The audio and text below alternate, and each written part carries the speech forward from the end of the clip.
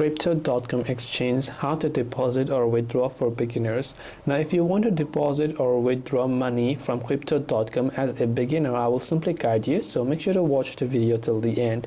First, let's start with depositing money to our Crypto.com account. So once you've sold a certain amount of BTC, or maybe you want to buy BTC, you need money to do that. Open the Crypto.com app and just tap on the transfer option there.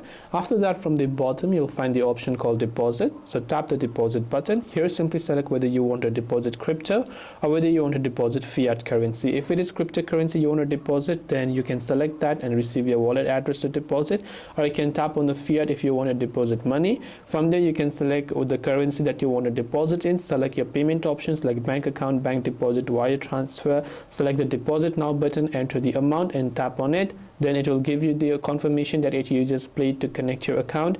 Once done, select your bank, enter your credentials like login details and so on, and once you've done that, you would have successfully deposited funds to your Crypto.com account. So how do you withdraw the money from your Crypto.com account then? Well, for that, again, you have to simply come to the Crypto.com app and go to your account section, from where you have to select a certain cryptocurrency that you'd like to withdraw in the form of money.